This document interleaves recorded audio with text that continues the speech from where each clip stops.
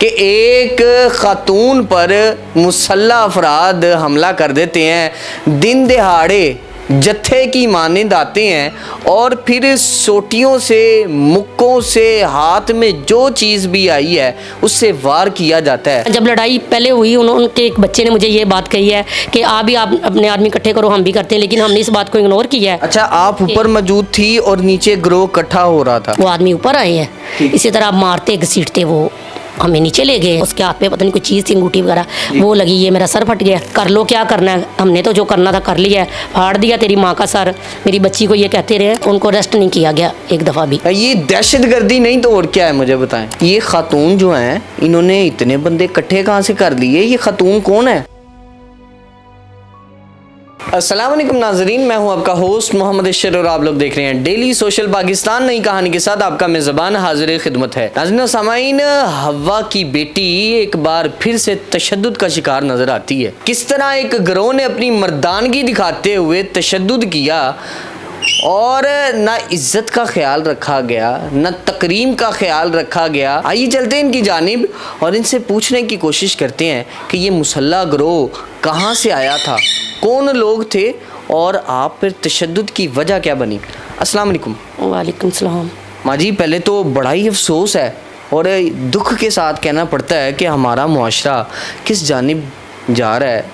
माँ जी, ये बताइएगा कि ये मामला बना क्या है? भाई छोटी सी बात की लड़ाई सी, मुँहमारी सी हुई औरतों में, बात ख़त्म हो गई और रफा दफ़ा हो गई। वो अपने चली गई, मैं ऊपर आगे, नीचे सीढ़ियों में मैं खड़ी, हमारी लड़ाई हो रही थी। आपके मोहल्लेदार हैं, कहाँ रहते हैं? वो नीचे, हमसे जो नीचे पोर्शन है उधर किराए पे रहते हैं। आप भी किराएदार हैं? जी, हम भी किराएदार हैं और वो भी किराएदार हैं। जब लड़ाई पहले हुई उनके एक बच्चे ने मुझे ये बात कही है कि आप भी आप अपने आदमी इकट्ठे करो, हम भी करते हैं, लेकिन हमने इस बात को इग्नोर किया है। अच्छा, आप ऊपर मौजूद थी और नीचे ग्रोह इकट्ठा हो रहा था। जी। कितने लोग थे इस ग्रोह के? मुझे तो कोई 15-20 लोग नज़र आ रहे थे। उन्होंने नीचे बोलना शुरू, आवाज़ें आ रही हैं, लेकिन ये नहीं पता था कि ये ऊपर तक आएंगे। आप बच्चों के साथ मौजूद थी और बच्चे कौन कौन यहाँ पे मौजूद था आपके साथ? मैं और मेरे 4 बच्चे थे।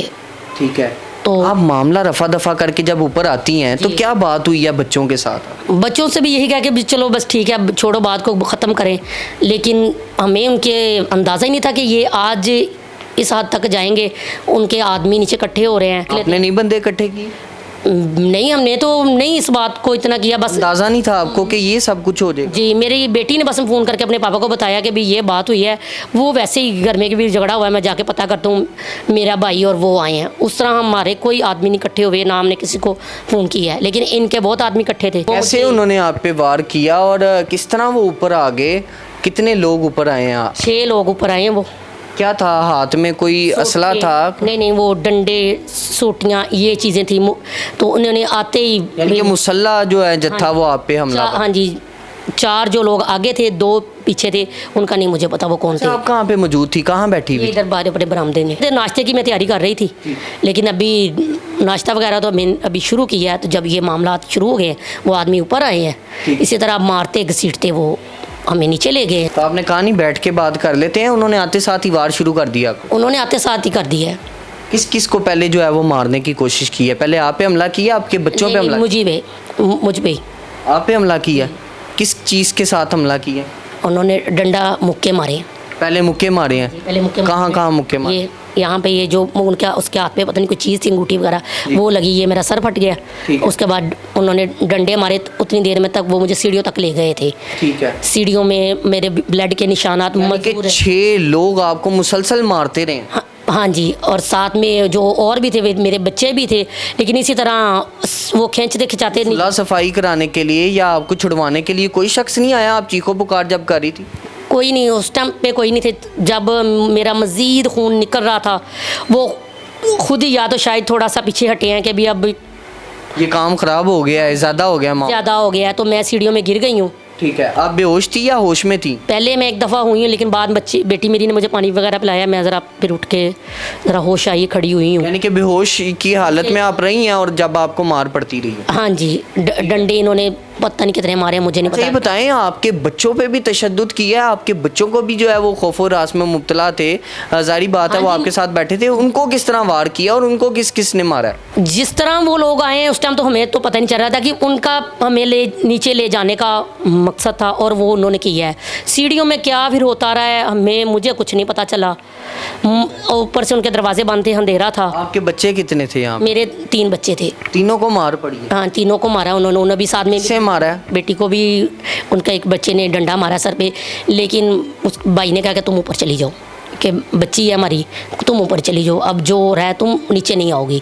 ठीक है, बच्ची भी, कि महफूज किया आपने फिलहाल फोर के, ये ना उस पर ज़्यादा अटैक हो। हाँ, बच्ची को हमने ऊपर भिजवा दिया है। और बच्चों को मारते रहे आपके लड़कों? हाँ, बच्चे और मैं हम मारते रहे। तब तक मेरे मियाँ भी पहुँच गए थे, मेरे भाई भी पहुँच गए थे। फिर आके उन्होंने जो कोशिश करके छुड़वाया, फिर वो फौरी तो अंदर जाके उन्होंने कुंडी लगा ली है। यानी कि भाग गए हैं? हाँ जी, अपने नीचे ही उनका कमरा था। अच्छा। अंदर जाके उन्होंने कुंडी लगा ली है। ये बताइएगा कि कितने टांके आपके सिर पे आए हैं, और ये भी बताइएगा कि आपको कितनी देर में अस्पताल मुंतकिल किया गया था? मेरे 4 सर पे टांके और 2 माथे पे। और यहाँ से जब पुलिस आई है, मेरे बेटे ने फिर कॉल की है कि भी ये मामला हो गए। डॉल्फिन वाले भी आए हैं और दूसरी पुलिस भी आई है। दूसरी जब पुलिस आई है वो हमें चौकी लेके गए हैं, उधर से फिर उन्होंने हमें मुलाजे के लिए हॉस्पिटल भेजा है। अच्छा, ये बताइएगा, FIR हो गई है, जो मुलजिम हैं वो पकड़े गए हैं या अभी भी वो कानूनी गिरफ्त से बाहर नज़र आते हैं? नहीं, पकड़े तो वो बिल्कुल नहीं गए। जब पर्चे होने के बाद उन्होंने, पर्चे जैसे होते गए हैं उनको टाइम दिया गया है, उन्होंने गिरफ्तार होने से पहले ज़मानतें ले ली। यानी कि प्री बेल? हाँ जी, ज़मानतें ले ली, उनको अरेस्ट नहीं किया गया एक दफ़ा भी। तो आपको इंसाफ कैसे मिलेगा? आप क्या सोचे बैठी हैं? किस तरह इंसाफ मतलूब होगा?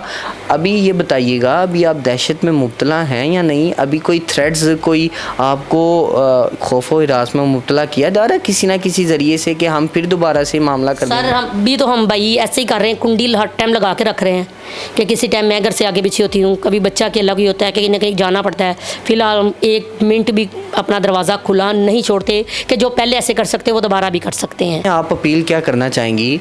आपके साथ पुलिस खड़ी है, FIR आपके हक में हो चुकी है, लेकिन अभी तक मुलजिम गिरफ्त से बाहर हैं। IG पंजाब साहब से कोई मुतालबा रखना चाहेंगी?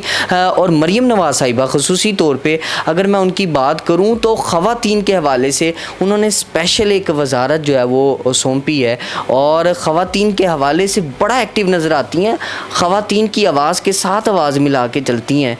क्या अपने मुतालबात जो है वो उनके सामने रखना चाहेंगी बिलखसूस? भाई, मैं यही कहना चाहूँगी कि ये जो किया गया है, अगर आज उनको कोई सज़ा ना दी गई, उनको कुछ ना कहा गया, तो वो तो कभी भी किसी औरत के, मेरे साथ नहीं किसी के साथ भी कर सकते हैं।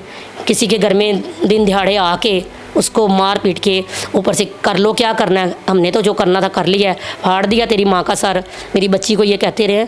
तो मुझे तो लगता है कि जिस तरह उनको पकड़ा नहीं गया, कुछ किया नहीं गया, तो वो दोबारा भी किसी, मेरे साथ नहीं किसी भी औरत के साथ ये हरकत कर सकते हैं। कौन सी सज़ा चाहती हैं इनके लिए मुकर्ररा? जो उनके जुर्म के मुताबिक सज़ा है उनको मिलनी चाहिए। घर में आके किसी औरत पे तशद्दुद करना, उसको घसीटते हुए नीचे तक ले जाना, सर में डंडे मारना, सर से जो खून निकला वो सीढ़ियों में अभी तक निशान मौजूद हैं, उसके बावजूद उनके खिलाफ कुछ नहीं किया गया। नाज़रीन सामाईन, अफसोस का मकाम है, ये दहशतगर्दी नहीं तो और क्या है, मुझे बताएं। मैं ये अपील करता हूँ कि जल्द से जल्द आला हुकाम और हमारे तहफ़्फ़ुज़ के इदारे इन पे शफ़क़त का हाथ रखें और ऐसे गिरोह को फिलल फोर पकड़ा जाए और कानून की गिरफ्त में लाया जाए। इसी के साथ आप भी अपनी राय का इजहार कमेंट सेक्शन में कीजिएगा। अपने मेज़बान मोहम्मद अशर को दीजिए इजाज़त। मुलाकात करेंगे अगले प्रोग्राम में, अल्लाह ने के बाद। नाज़रीन गिरामी, कबल आपसे एक गुजारिश है कि हमारे चैनल को सब्सक्राइब कर लें।